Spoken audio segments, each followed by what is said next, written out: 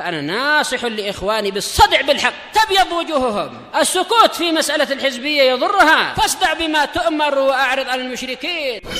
سلامي على دماج ورجالها والشيخ يحيى ودار العلم يا سعد بانيها.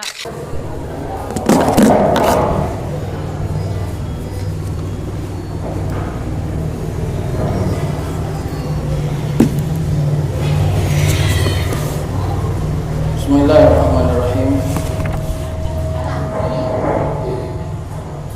إن الحمد لله نحمده ونستعينه ونستغفره ونعوذ بالله من شرور أنفسنا ومن سيئات أعمالنا. من يهده الله فلا مضل له ومن يضلل فلا هادي له. وأشهد أن لا إله إلا الله وحده لا شريك له وأشهد أن محمدا عبده ورسوله.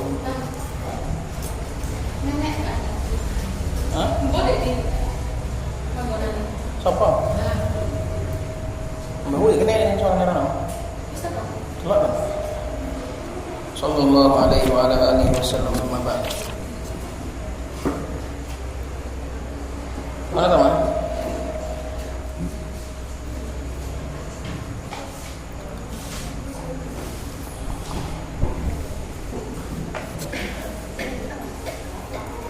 Qala Syekh Umar Abdillah wa faqahallahu ta'ala La tatashabba'ul mar'atu bima lam tu'ta.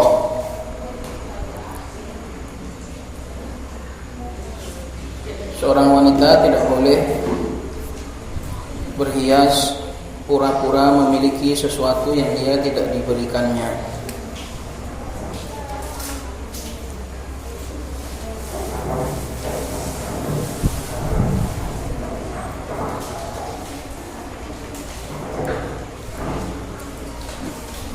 Qala al-Imam al-Bukhari rahimahullahu ta'ala al-mujallad al-tasi' safhah 317 Babun al-mutashabbi'u bima lam yanal wa ma yunha min iftikhari ad-darra. Berkata al-Imam al-Bukhari rahimahullahu ta'ala, bab seorang yang pura-pura memiliki sesuatu yang tidak dia raih dan apa yang dilarang dari pamer-pamerannya para istri min iftikharid darra, berbangga-bangganya para istri kepada istri yang lain dengan sesuatu yang tidak dia miliki, berpura-pura berhias dengan sesuatu yang dia tidak memilikinya, yang dia tidak meraihnya. Haddatsana Sulaiman bin Harb qala haddatsana Hammad bin Zaid an Hisham an Fatimah an Asma' an Nabi sallallahu alaihi wasallam. Tahwil, di sini artinya adalah tahwil, perpindahan sanad. Wa haddatsani Muhammad bin al-Muthanna qala haddatsana Yahya an Hisham qala haddatsatni Fatimah an Asma' anna imra'atan qalat ya Rasulullah inna li darratan fahal alayya junahun in tashabba'tu min zawji ghayra alladhi yu'tini. Faqala Rasulullah sallallahu alaihi wasallam al-mutashabbi'u bima lam yu'ta kala bisi thawbai zurin.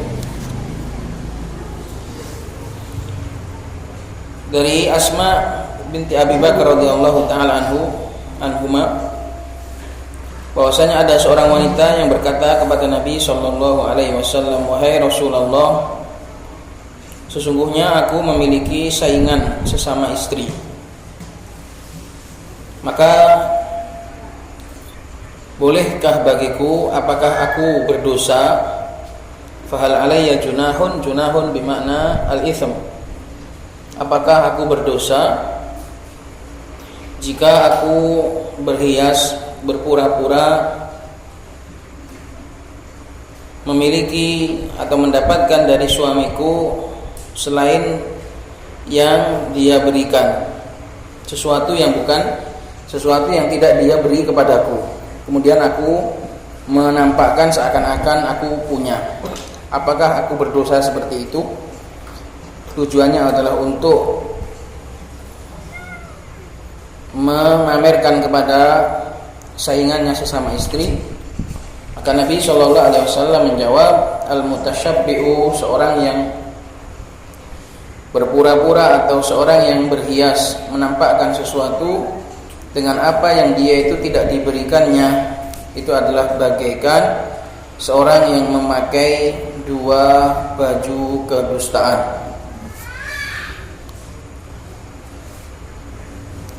Sebelumnya perlu diketahui bahwasanya bab ini adalah lanjutan dari bab setelah sebelumnya, di mana di dalam rumah tangga, terkhusus bagi suami yang berpoligami yang memiliki beberapa istri, pasti akan ada prahara, pasti akan ada persaingan, di mana pada bab sebelumnya itu akan mendorong seorang istri untuk meminta cerai atau meminta supaya suaminya mencerai istri yang lain. Nah, bab ini juga sama. Salah satu persoalan problematika rumah tangga adalah sesama istri mereka akan saling saingan. Maka tidaklah mengapa bagi para istri untuk saling berdandan dan juga berhias untuk menyaingi istri yang lain, namun dengan syarat jangan melampaui batas sehingga berdandan atau bergaya dengan sesuatu yang tidak dia miliki, alias dengan kedustaan. Maka ini adalah sebagai batasan. Para istri mereka saling bersaing wajar, namun jangan sampai hal itu membawa kepada perkara yang dimurkai, dilarang oleh syariat berupa kedustaan, sehingga bergaya seakan-akan diberi suaminya, aku diberi sebulan sekian dan sekian, kamu kok cuma diberi segitu, aku tadi dibelikan baju, aku tadi dibelikan ini, kamu kok gak dibelikan. Hal-hal seperti ini adalah melampaui batas di dalam persaingan. Ini adalah persaingan yang tidak sehat. Tidak mengapa para istri untuk berlomba-lomba mencari ridho suaminya dengan cara memperbaiki amalan, dengan cara memperbaiki perilaku supaya suaminya ridho. Namun jangan sampai hal itu membawa kepada hal yang melampaui batas sehingga dia berhias dan bergaya dengan kedustaan. Maka ini adalah salah satu dari dampak atau salah satu dari problematika rumah tangga yang berpoligami. Maka boleh bersaing tapi dengan persaingan yang baik. Dalam hadis ini Asma menceritakan bahwasanya ada seorang yang bertanya kepada Nabi alaihi salatu wassalam. Ini menunjukkan ketakwaan wanita ini, karena dia mau melakukan sesuatu, bertanya tentang hukumnya, apakah berdosa. Di mana pada saat ini dan juga di saat-saat yang lain para wanita itu sedikit sekali dari mereka ketakwaan kepada Allah Subhanahu wa taala, tidak peduli tentang hukum, tidak peduli tentang perkara itu dosa atau tidak. Yang penting memenuhi hawa nafsu. Maka ini adalah menunjukkan ketakwaan dari seorang wanita ini. Ketika dia mau melakukan sesuatu, dia bertanya terlebih dahulu tentang hukumnya. Apakah dia berdosa ataukah tidak? Kalau berdosa maka dia tidak melakukan.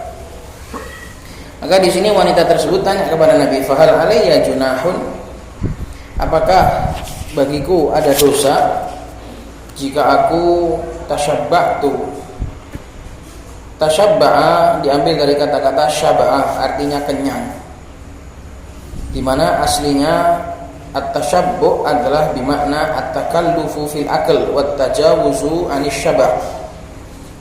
Asal penggunaan kata tashabbu' itu adalah berlebih-lebihan di dalam makan,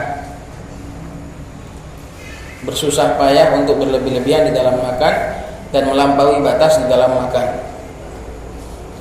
Akhirnya dipakai untuk segala sesuatu yang seseorang itu bergaya seakan-akan punya. Semuanya juga disebut sebagai mutasyabbih karena dia berupaya untuk mengenyangkan kemauannya, mengenyangkan hawa nafsunya. Jadi aslinya kata tasyabbuh ini adalah untuk makan, lalu dipakai untuk segala sesuatu yang di situ seseorang itu bergaya di luar batas kemampuannya. Orang miskin pura-pura kaya, orang bodoh pura-pura pinter, bergaya pinter, seakan-akan berilmu, padahal dia nggak punya. Orang miskin juga seperti itu, pura-pura kaya, padahal dia nggak punya. Ini semua adalah mutasyabbih, mengenyangkan hawa nafsu, mengenyangkan keinginan. Maka Nabi SAW menjawab dengan jawaban yang berbentuk khobar. Orang yang berhias, orang yang bergaya dengan sesuatu yang dia tidak diberi, dia tidak memiliki, itu bagaikan orang yang memakai dua baju kedustaan. Artinya nggak boleh. Karena salah satu uslub di dalam syariat untuk menegaskan nggak boleh itu bukan hanya bilang nggak boleh, tapi salah satunya juga dengan membuat perumpamaan yang buruk. Jadi di sini Nabi nggak jawab boleh atau tidak, tapi Nabi memberikan perumpamaan dan itu sudah setara. Kalau Nabi membuat perumpamaan yang buruk berarti nggak boleh, karena laisa lana mathalus saw, tidak ada bagi kita itu perumpamaan yang buruk. Jadi kalau syariat ini memberikan ini adalah seperti ini seperti ini, kalau itu adalah perumpamaan yang buruk, berarti hukumnya nggak boleh. Mathalul ladzina humilut taurata tsumma lam yahmiluha kamatsalil himar. Itu juga mengandung nggak boleh. Maka seperti ini juga sama, mengandung hukum tidak boleh. Mengandung hukum tidak boleh. Di sini Nabi mengatakan hal itu nggak boleh karena itu bagaikan seseorang yang memakai dua baju kedustaan.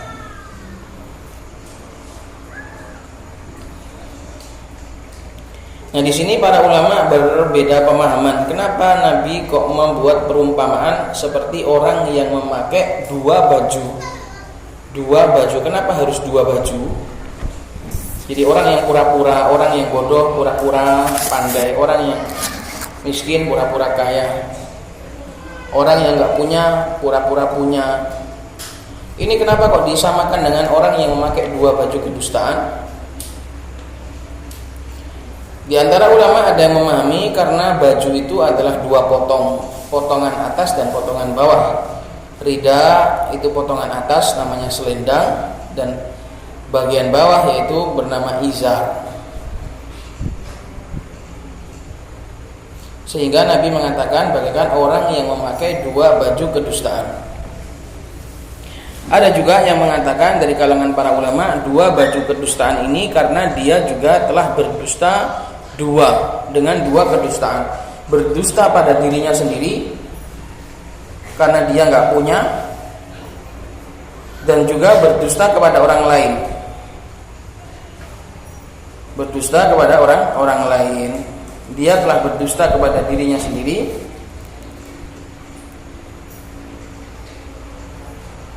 dari sisi dia nggak mengambil sesuatu tersebut, dan juga berdusta kepada orang lain karena dia nggak punya. Maka inilah sisi kenapa orang yang bergaya di luar batas kemampuannya itu disamakan dengan orang yang memakai dua baju kedustaan, karena dia telah berdusta dua kali, berdusta pada dirinya sendiri dan juga berdusta kepada orang lain. Dia akan merasa malu pada dirinya sendiri dan dia juga akan merasa malu pada orang lain. Ada juga ulama yang mengatakan musanna di sini tasniyah, labisi thawbai, dua baju di sini adalah fungsinya untuk mubalaghah fit tahdhir, untuk memperkuat, untuk memaksimalkan di dalam memberikan peringatan. Lil mubalaghah fit tahdhir.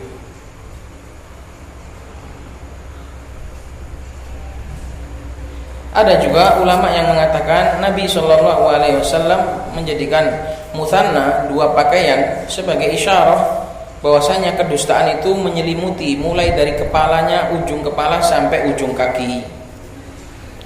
Dia dipenuhi dengan kedustaan. Jadi orang itu kalau bergaya di luar batas kemampuannya, mulai dari ujung kaki sampai ujung rambut itu diselimuti kedustaan.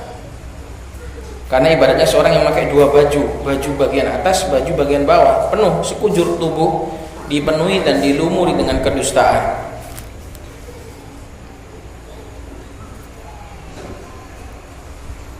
Ada juga ulama yang mengatakan dikatakan memakai dua baju kedustaan adalah baju yang pertama hilangnya atau tidak adanya sesuatu yang dia miliki.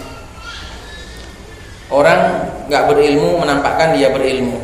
Pertama, dia punya sesuatu, yaitu hilangnya ilmu tersebut dari dirinya. Dia nggak punya, kehilangan ilmu. Terus baju kedustaan yang kedua adalah idharul batil, menampakkan kedustaan, menampakkan seakan-akan dia berilmu padahal tidak, menampakkan seakan-akan dia kaya padahal tidak. Maka dari situlah dia disebut memakai dua baju kedustaan. Fuqdanu ma yatashabba'u bih wal akhar idharul batil. Baju yang pertama adalah hilangnya perkara yang dia nampakkan itu, pada akhirnya nggak ada zong. Perkara yang kedua, baju kedustaan yang kedua adalah dia menampakkan kepada manusia kebatilan. Sudah nggak punya, berlagak punya. Berarti dua kali kesalahan, dua kali kesalahan. Seandainya dia itu punya kemudian menampak-nampakkan saja itu jelek, apalagi kalau nggak punya terus menampak-nampakkan. Seorang yang berilmu menampak-nampakkan dia berilmu, mengaku-ngaku berilmu saja jelek. Seorang yang kaya menampakkan kekayaannya, memamerkan kekayaannya saja jelek, apalagi orang yang nggak punya kemudian memamerkan sesuatu yang tidak dia miliki. Berarti dua kali salah, dua kali buruk, dua kali keburukan. Ini dalam hal apa saja, dalam hal apa saja, baik itu dalam harta, dalam ilmu, di dalam sesama istri, semuanya nggak boleh.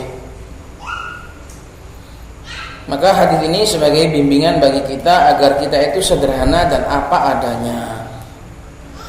Kalau memang tidak berilmu ya bilang wallahu a'lam. Jangan dipaksa-paksa, jangan di pura-pura berilmu padahal nggak punya ilmu. Yang nggak punya harta juga seperti itu, nggak usah takalluf, nggak usah pura-pura punya, nggak usah menampakkan seakan-akan dia punya. Hakikatnya dia nggak punya. Apa saja yang tidak dia miliki jangan dinampak-nampakkan kalau dia itu memiliki hal tersebut. Maka akan masuk dalam ancaman hadis ini, al-mutasyabbi'u bima lam yu'ta kala bisi thawbai zurin. Ini umum, apa saja. Maka Nabi di sini menjawab dengan jawaban yang umum, baik itu sesama istri, sesama kawan, sesama keluarga, menampak-nampakkan seakan punya. Biasanya kalau dalam reuni Lebaran, biasanya orang-orang awam itu kalau reunian itu mereka akan menampak-nampakkan. Nanti yang nggak punya mobil akan sewa mobil, yang nggak punya motor akan sewa motor, nggak punya HP sewa HP. Kemudian dinampak-nampakkan ke kerabatnya kalau dia itu punya, padahal sewaan, padahal pinjaman. Maka jadi orang itu apa adanya saja, sederhana saja, nggak perlu muluk-muluk. Sesama para istri juga seperti itu. Kalau mau saingan yang sehat, jangan sampai menimbulkan kedustaan. Qala wa dzakara Abu Ubaid anna qawlahu al-mutasyabbihu ay al-mutazayyinu bima laysa indahu. Mutasyabbih artinya adalah al-mutazayyin, yaitu seorang yang berhias dengan apa-apa yang dia tidak memilikinya. Yatakatsaru bidzalika, dia menampak-nampakkan seakan banyak dengan hal itu. Wa yatazayyanu bil batil, dan berhias dengan kebatilan. Kalmar ati takunu indar rajul walaha darratun, seperti contohnya seorang wanita yang berada di bawah seorang suami dan dia punya walaha darrah, dan dia punya saingan. Fatadda'i minal hadwati aktsara mimma indahu, maka dia pun mengklaim, dia pun mengaku memiliki hadwa. Hadwa adalah manzilah, kedudukan, bagian atau kedudukan yang lebih banyak daripada apa yang diberikan oleh suaminya. Turidu bidzalika, tujuannya dia menginginkan dengan hal itu ghaidha darratiha, untuk membuat saingannya marah. Untuk membuat saingannya marah. Aku tadi dikasih gini sama suamiku, aku tadi dikasih gini. Padahal enggak. Tujuannya supaya saingannya itu marah. Maka seperti ini dilarang. Seperti ini dilarang. Dan tadi telah lalu bahwasanya hadis ini umum, bukan hanya dalam urusan rumah tangga, tapi umum. Dan terkhusus di sini sababun nuzul, sebab turunnya hadis ini, sebab keluarnya hadis ini adalah kasus rumah tangga, tapi madlulnya umum. Yang ditunjukkan oleh hadis ini umum, namun sebabnya itu khusus. Hal ini dilarang karena nanti akan menimbulkan baghdha sesama para suami istri. Akhirnya istri yang satunya nanti debat gugat ke suaminya. Akhirnya suami juga bertengkar dengan istri dan akhirnya menimbulkan keributan. Padahal bermula dari kedustaan.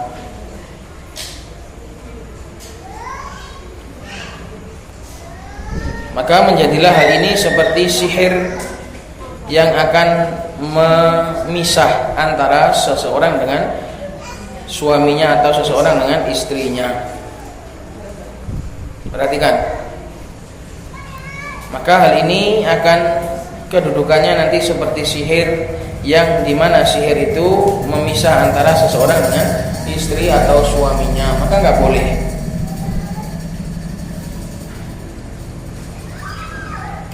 Kita nggak boleh kalau ada masalah rumah tangga, kawan kita sedang dilanda masalah rumah tangga, nggak boleh kita sudut-sudutkan supaya dia berpisah dengan istrinya atau dengan suaminya, nggak boleh. Nanti kita seperti tukang sihir yang memisah antara seorang suami dengan istrinya atau sebaliknya. Kalau bisa rumah tangga itu didamaikan, disuruh untuk langgeng, disuruh untuk bersama, kecuali memang ada maslahat yang syar'i untuk berpisah.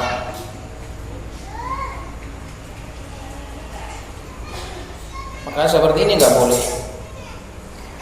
Dan perlu diketahui bahwasanya hal-hal seperti ini, keburukan-keburukan seperti ini, seandainya tidak ada hadis secara khusus saja, itu sudah kita ketahui kalau itu dilarang karena itu buruk dengan dalil-dalil yang umum.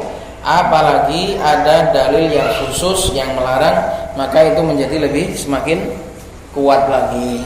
Keburukan-keburukan yang itu sudah kita ketahui keburukannya secara umum, apabila datang hadis secara khusus atau ayat secara khusus, maka kita harus lebih waspada.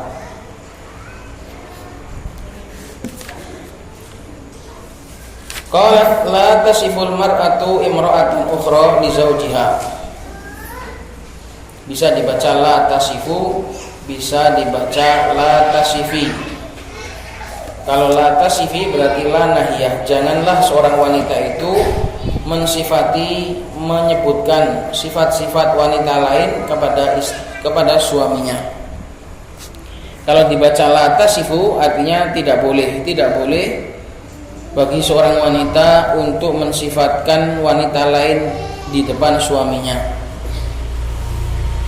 kecuali untuk tujuan yang syar'i, supaya suaminya menikahi wanita tersebut. Ini nggak apa-apa. Mas, itu loh mas, ada wanita yang baik, saya pengen jadi kawan saya. Nah itu tujuan yang seperti itu boleh. Tapi kalau nggak ada tujuan nikah, maka nggak boleh. Dan ini umum, bukan hanya untuk suami, untuk semua laki-laki yang ajnabi. Nggak boleh sampean cerita ke adik sampean, dek, itu loh, ada wanita di sana cantik, gini, badannya gini, nggak boleh. Kalau nggak ada tujuan yang syar'i. Punya adik laki-laki misalnya, kemudian cerita tentang wanita lain, tentang auratnya, nggak boleh diceritakan, kecuali ada tujuan untuk menikah. Maka ini umum, bukan hanya kepada suami saja, namun lebih ditekankan lagi kepada suami, karena nanti bahayanya akan bertambah. Kalau itu kasusnya wanita cerita kepada laki-laki lain, adiknya, kakaknya, atau kepada anaknya, bahayanya itu cuma apa? Terfitnah saja. Terfitnah. Laki-laki yang diceritai tadi akhirnya mendapatkan fitnah, terfitnah dengan wanita yang diceritakan tadi. Tapi kalau itu suaminya, maka bahayanya akan double. Dia suami akan terfitnah dengan wanita tersebut, plus akan membenci istrinya. Apalagi suami yang buruk, suami yang buruk, mudah untuk berganti hanya gara-gara perkara-perkara yang sepele. Kalau suami yang setia enggak gitu. Suami yang setia, dia tidak akan meninggalkan istrinya hanya gara-gara wanita lain.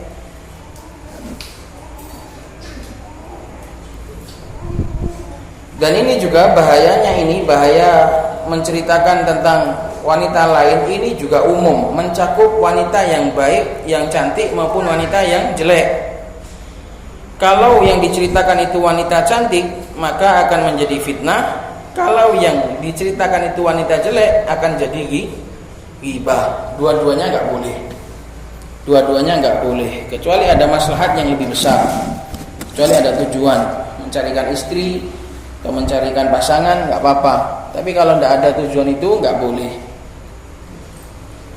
Qala al-Imam al-Bukhari rahimahullahu taala al-mujallad at-tasi' safhah 338 hadatsana Muhammad ibn Yusuf qala hadatsana Sufyan an Mansurin an Abi Wa'il an Abdullah bin Mas'ud radhiyallahu taala anhu annahu qala Rasulullah sallallahu alaihi wasallam la tubashirul mar'atu al-mar'ata wa tan'ataha li zawjiha ka'annahu yanduru ilaiha. Tidak boleh bagi seorang wanita untuk memegang langsung wanita yang lain, megang badannya, ngeraba badannya, ngeraba auratnya, enggak boleh. Tubashir artinya memegang langsung. Kecuali bagian-bagian biasa, tangan boleh, sesama kawan wanita megang tangannya enggak apa-apa. Tapi kalau sampai meraba, memegang bagian-bagian yang aurat, enggak boleh. Walaupun sesama wanita. Sesama laki-laki juga nggak boleh. Laki-laki sama kawannya pegang-pegang bagian-bagian yang aurat, nggak boleh. Di sana ada hadis yang lain. La yandurul mar'u ila aurati akhihi. Nggak boleh seorang laki-laki melihat kepada aurat kawannya, walaupun sama-sama laki-laki. Wanita juga nggak boleh melihat aurat wanita yang lain, baik itu muslimah maupun kafirah, sama-sama nggak boleh melihat aurat wanita yang lain. Fatan ataha li zawjiha, dia memegang langsung wanita yang lain tadi, tujuannya adalah fatan ataha li zawjiha, untuk disifatkan kepada suaminya. Ka'annahu yanduru ilaiha, sampai seakan-akan sang suami melihat langsung kepada wanita lain tadi, saking detailnya, karena sangat detailnya pensifatan yang disebutkan oleh istrinya.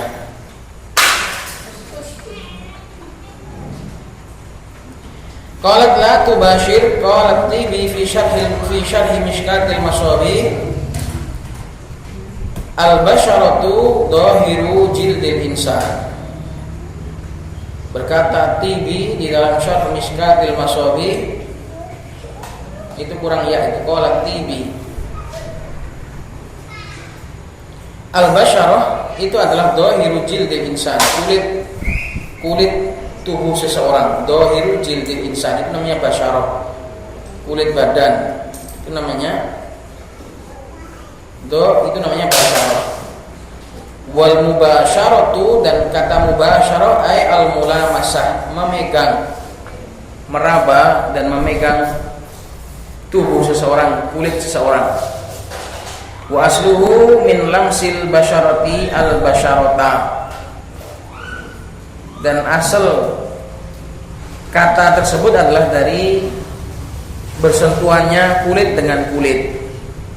Jadi yang memegang itu juga punya basyarah, dia juga punya kulit namanya, yang megang kan punya kulit juga, yang dipegang juga punya kulit. Jadi bersentuhannya dua kulit ini nggak boleh, yaitu yang selain kulit-kulit yang di tangan nggak apa-apa, megang kaki nggak apa-apa, tapi kalau sampai meraba paha, meraba perut, nggak boleh. Karena kadang ada wanita itu karena saking akrabnya akhirnya pegang-pegang gitu, nggak boleh itu. Wal makni bihi, wal makni bukan makna, wal makni karena ada kata bihi. Kata bihi itu yang menjadikan wal makni bihi. Dan yang dimaksud dengannya fi hadzal hadits an-nadharu ma'al lamsi, melihat sambil meraba, sambil memegang. Fayanduru ila dhahiriha minal wajhi wal kaffaini, dia melihat kepada bagian luarnya berupa wajah dan juga kedua telapak tangan. Wa yahussu batinaha bil lamas, dan dia pun menyentuh bagian dalamannya dengan cara meraba. Wa yakifu ala nu'umatiha, dan dia pun memeriksa kelembutan badannya, wasamniha, dan kemontokannya. Sama di sini bukan gemuk tapi montok. Jadi nggak boleh wanita itu kemudian ngetes kawannya, dipegang-pegang terus nanti diceritakan, itu nggak boleh. Qala al-Qabisi, berkata al-Qabisi, hadza aslun limalikin, ini adalah hadis ini adalah dalil bagi Imam Malik. Aslun limalikin, dalil bagi Imam Malik fi saddid dhara'i, di dalam bab membendung pintu-pintu fitnah. Saddud dhara'i adalah bab yang umum dalam agama ini, berupa membendung jalan-jalan keburukan. Walaupun itu tidak buruk, tapi kalau itu mengantarkan kepada keburukan, akhirnya jadi buruk. Itu namanya saddud dhara'i. Sad artinya membendung, ad-dhara'i artinya penghantar-penghantar yang bisa menghantarkan kepada keburukan. Jadi larangan hadis ini adalah termasuk dalil adanya saddud dhara'i, membendung pintu-pintu fitnah. Pada dasarnya memegang dan melihat wanita nggak apa-apa, sesama wanita. Tapi kalau diceritakan, pada dasarnya menceritakan hal itu kepada laki-laki nggak apa-apa. Tapi karena dikhawatirkan nanti akan terfitnah, hal itu mengantarkan kepada terfitnah, maka nggak boleh. Fa innal hikmata fi hadza, karena sesungguhnya hikmah di dalam larangan ini, fi hadzal nahyi, dalam larangan ini, khasyatu an yu'jibaz zauja al-wasful madhkuru, dikhawatirkan akan membuat takjub si suami tadi, sifat yang disebutkan tadi membuat takjub dia.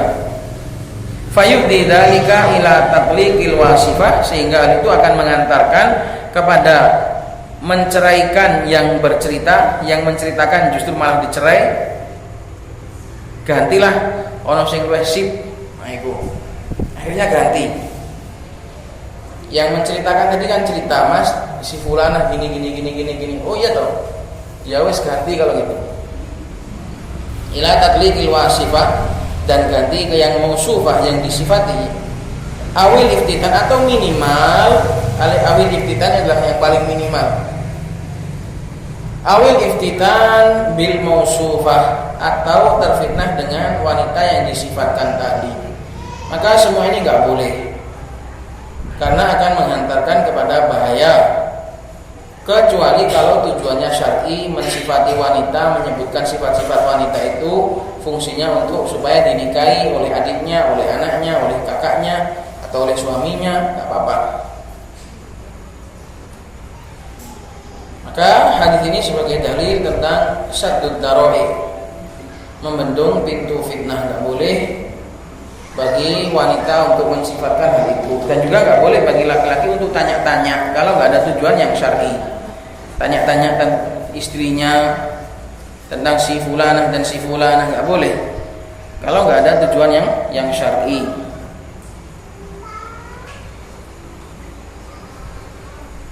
Cuma ya gitu nyebar aja, apalagi di anak-anak asrama itu, anak-anak pondok itu tahu aja siapa yang gini, siapa yang ini, tahu semua. Entah dari siapa yang bilang. Ini pasti dari orang yang berhubungan langsung, orang yang bersinggungan langsung. Jadi makanya seperti ini dilarang, karena akan menjadikan terfitnah. Jadi anak santri laki-laki itu tahu semua, akhwat-akhwat yang gini, yang gini, yang gini, tahu semua. Entah dari siapa. Maka seperti ini dibendung, nggak boleh seperti itu, karena akan menjadikan mereka terfitnah. Atau kadang nanti cuma terfitnah doang, pada hakikatnya yang diceritakan nggak seperti itu, hanya kabarnya saja. Fulanah cantik, fulanah gini, ternyata nggak seperti hakikatnya. Maka bab seperti ini dibendung oleh syariat. Maka kita pun berusaha untuk membendung sebisa kita, walaupun ya tetap bab seperti ini tetap kebocoran itu jelas. Apalagi di perkumpulan, di perkampungan seperti kita ini, nasallallahu alaihi wasallam, pasti kayak gini nggak mungkin bisa dicegah. Makanya orang-orang yang mencela adanya pondok asrama wanita gara-gara mafsadah, adanya pacaran, maka jawabannya semua itu loh, nggak usah nunggu asrama. Yang namanya di mana saja ada perkumpulan laki-laki dan wanita, pasti hal-hal itu pasti akan terjadi. Yang penting kita sudah membendung, yang penting kita sudah mencegah, yang penting kita sudah memberantas dan membasmi semampu kita. Kalau masalah kebocoran, kecolongan, ya di mana-mana pasti terjadi. Bab itu nggak bisa dihilangkan secara total. Anak-anak kita kemudian pacaran satu dengan yang lain. Yang penting kita sudah berusaha, sudah menempuh sebab untuk menjaga hal itu tidak terjadi. Kalau faktanya terjadi, maka la yukallifullahu nafsan illa wus'aha. Maka hal itu nggak bisa dipakai untuk menghantam suatu perkumpulan gara-gara kekurangan dalam bab tersebut. Maka adanya menyebar sifat-sifat wanita ini, fulanah itu gini, fulanah itu gini, ya hadis ini yang melarangnya. Inilah yang dilarang oleh hadis tersebut. Maka larangan ini bukan khusus untuk seorang wanita. Kadang laki-laki, kadang adiknya, kadang kerabatnya yang lain. Dialah yang menceritakan, dia yang memberi tahu. Maka seperti ini harus dibendung. Bukan hanya wanita saja, tapi juga para laki-laki yang bersinggungan langsung dengan wanita tersebut juga harus menjaga jangan sampai membuka pintu fitnah dalam bab ini. Qalat marji'u kalamil Qabisi al-Fathul. Kalam al-Qabisi ada di Fathul Bari al-Mujallad at-Tasi' safhah 338.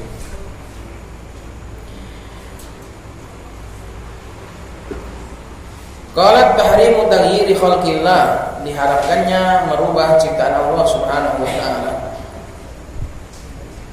Qala Imam Al-Bukhari rahimahullahu taala al-Mujallad al-Ashir safhah 378, haddatsani Muhammad bin Muqatil qala akhbarana Abdullah qala akhbarana Sufyan an Mansurin an Ibrahim an Alqamah An Abdullah bin Mas'ud radhiyallahu ta'ala anhu annahu qala la'anallahu al-washimati wal mustawshimat wal mutanammisati wal mutafallijati lil husn al-mughayyirati khalqallah ma li la al-anu man la'ana Rasulullah sallallahu alaihi wasallam wa huwa fi kitabillah.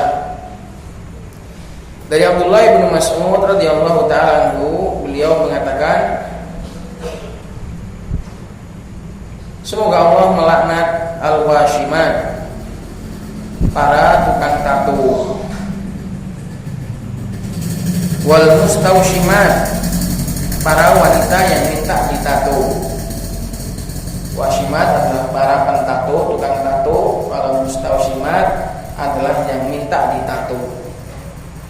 Wal mutanammisat, yaitu yang merubah alis, yang merubah alis, alisnya dirapikan, dipotong dan dirapikan. Kamu jangan sok-sok ngatur para wanita. Wanita itu dikasih alis saja oleh Allah masih diaturnya sendiri. Ngono kok wong lanang ape ngatur wong wedok piye? Wong Allah wis ngatur alise koyo ngono wae sik kurang kok sik diatur dhewe maneh kok. Dienggokno munggah.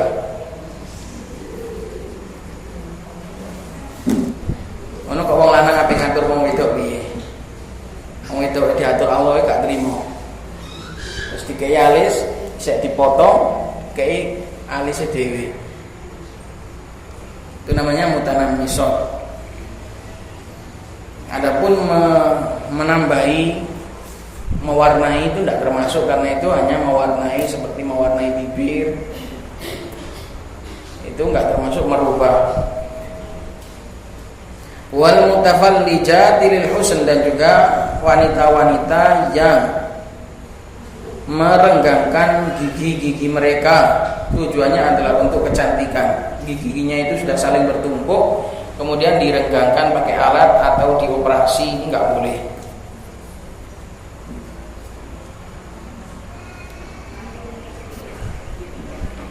Tapi kalau sekedar merawat, ini diperselisihkan apakah termasuk merubah ataukah tidak. Karena beda antara merubah dengan merawat. Nah itu kawat itu diperselisihkan, ada yang bilang boleh, ada yang bilang nggak boleh. Kalau yang bilang nggak boleh karena itu merubah, yang bilang boleh karena itu cuma merawat. Ya kayak badan dirawat, yang kecil dibesarkan, yang besar dikecilkan, itu juga merawat. Itu nggak termasuk merubah. Itu nggak termasuk merubah. Maka dari sisi itu, kalau itu memang merawat, maka itu nggak apa-apa. Tapi yang dilarang itu adalah yang merubah al-mughayyirati khalqallah, yang merubah ciptaan Allah Subhanahu wa taala. Malila al-la'ana Rasulullah, kata Ibnu Mas'ud, kenapa kok aku tidak melaknat orang yang dilaknat oleh Rasulullah, padahal itu di dalam kitab, padahal itu di dalam Al-Qur'an.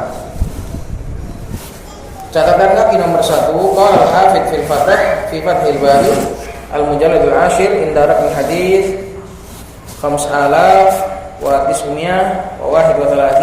qala ahlul lughah, berkata ahlul lughah, al-washmu bi fathin tsumma sukunin.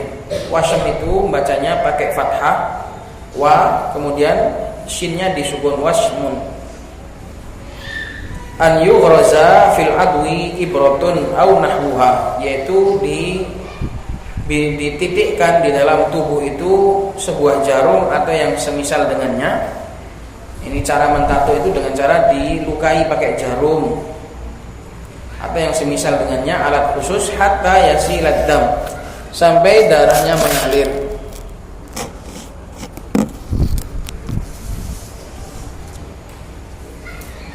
Tsumma yuhashu binuratin aw ghairiha, kemudian dilumuri dengan tinta, binurah aw ghairiha, fayakhdharru atau fayakhdharru, kemudian diganti darahnya tadi, diambil kemudian diganti pakai tinta tato.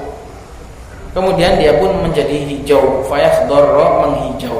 Itu namanya tato. Tato itu warnanya hijau. Kecuali tato-tato zaman sekarang, maka sudah sangat modern sekali, sudah berwarna-warni. Inta mukhtasaran, yaitu menggambar permanen dengan cara menanam tinta di dalam tubuh, itu namanya tato.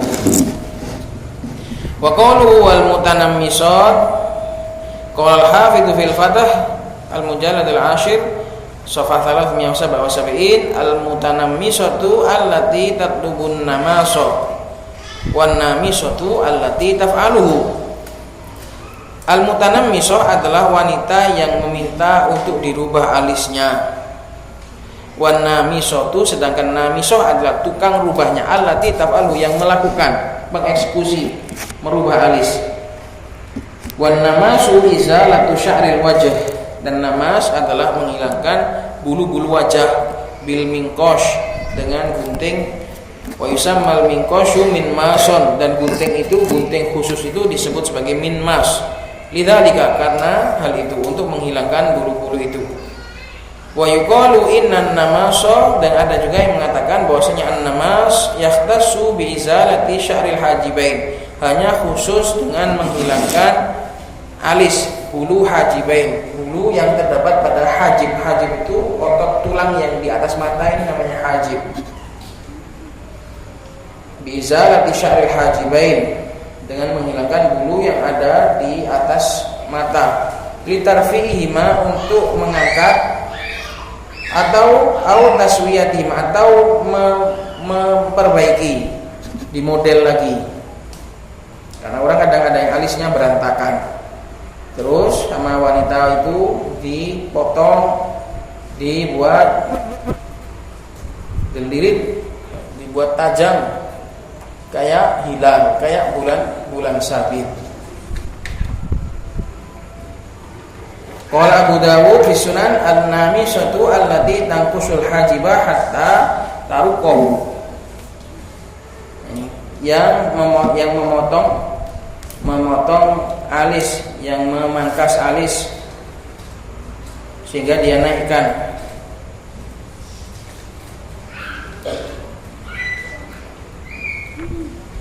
Wa qawlu wal mutafallijatu, qala al-hafidz inda hadits raqam 5931, wal mutafallijatu jam'u mutafallijatin. Mutafallijat adalah jamak dari mutafallijah, wa hiya allati tatlubul falja aw tasna'uhu, yaitu seorang wanita yang minta giginya direnggangkan, atau yang melakukan hal itu, atau yang melakukan aw tasna'uhu. Wal falju bil fa'i wal lam wal jim infiraju ma bainas saniyataini.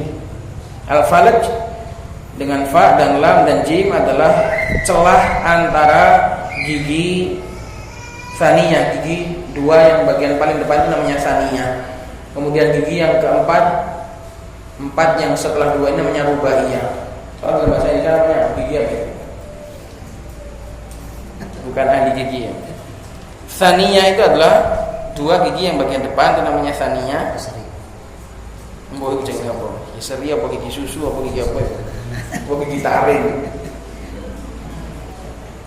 Kemudian rubaiyah itu yang setelah saniyah. Jadi direnggangkan. Wa tafalluju an yufraja bainal mutalasiqaini bil mubarrid wa nahwihi. Dan tafalluj itu, praktek tafalluj ini adalah direnggangkan antara gigi-gigi yang saling bertumpuk, mutalasikan, yang saling menyambung, dengan alat mubarrid dan yang semisalnya. Wa huwa mukhtassun adatan bisanaya warubaiyah. Dan ini adalah khusus untuk, biasanya untuk gigi bagian depan saja, gigi saniyah dan gigi rubaiyah saja, Wa yustahsanu minal mar'ah, dan hal ini dianggap bagus pada wanita. Wanita itu kalau giginya renggang-renggang itu bagus. Soalnya apa, giginya tumpuk kabeh, karo-karan berantakan, enggak bagus. Tapi kalau yang rapi, yang renggang-renggang sedikit itu bagus.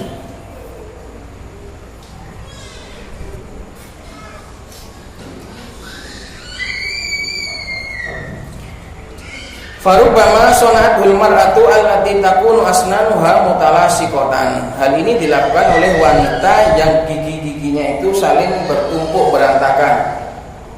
Litasyira mutafallijatan, supaya menjadi gigi-gigi yang bercela. Wa qad taf'alul kabiratu, dan kadang hal ini juga dilakukan oleh wanita yang sudah tua, tuhimu annaha shaghira, supaya menampakkan kalau dia itu masih muda. Ya lah mbok wis tuwek, pengen kelihatan muda dengan cara merubah gigi. Hal ini banyak dilakukan oleh wanita tua, tujuannya supaya dia terlihat muda. Li'anna shaghirata ghaliban takunu mufallajatan jadidatas sin. Karena yang masih muda itu seringnya adalah mufallajah, giginya itu masih bagus, belum berantakan. Jadi datasin yang masih baru, giginya baru tumbuh, masih belum lama tumbuh. Wa yadhabu dzalika fil kibar, dan hal itu akan hilang ketika sudah usia tua.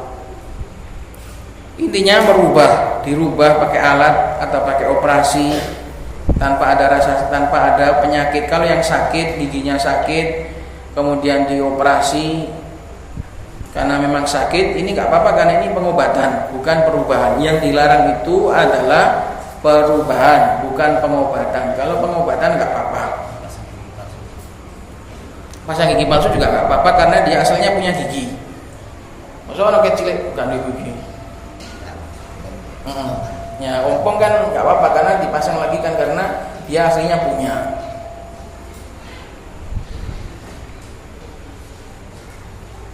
Kecelakaan kemudian giginya hilang semua, kemudian dipasang gigi lagi awal sebagaimana awalnya, balik kan sebagaimana awal, ini tidak apa-apa. Wa idza hasala hadza minal mar'ati, jadi pokoknya intinya kalau pengobatan atau dia butuh gigi, kalau nggak punya gigi kan sulit, maka dia butuh gigi, itu nggak apa-apa, untuk pengobatan tujuannya. Wa idza hasala hadza minal mar'ati, apabila hal ini terjadi dari seorang wanita, yajibu 'alaiha taubatus shadiqah, wajib baginya untuk bertaubat dengan taubat yang jujur, hatta ya'fu Allahu anha, sampai Allah Subhanahu wa taala mengampuninya. Walau istata'at an tuzilal washma, kalau dia itu mampu untuk menghilangkan tatunya, biduni masyaqqatin faltaf'al, tanpa ada kesulitan hendaknya dia lakukan. Kalau memang itu bisa menghilangkan tato, maka nggak apa-apa. Kalau nggak bisa menghilangkan, maka cukup dengan taubat. Tatonya masih ada, nggak apa-apa. Wala yajuzu an tu'akhirat taubat, nggak boleh bagi seorang wanita untuk mengakhirkan taubat, menunda-nunda taubat. Tarfata'ain, sekejap mata saja. La siyama wa anna hadhil umura min kabairid dzunub, terkhusus perkara-perkara ini adalah termasuk dosa-dosa besar. Maka barang siapa yang sudah melakukan hendaknya bertaubat kepada Allah Subhanahu wa taala. Ini semua adalah pantangan-pantangan atau larangan-larangan yang biasa dilakukan oleh para wanita. Semoga kita setelah mengetahui hal ini kita bisa mengamalkan apa yang kita pelajari, dan semoga Allah SWT memberikan taufik kepada kita terhadap apa yang Allah ridhoi dan Allah cintai. Semoga bermanfaat. Subhanallah wa bihamdihi, asyhadu an la ilaha illa anta,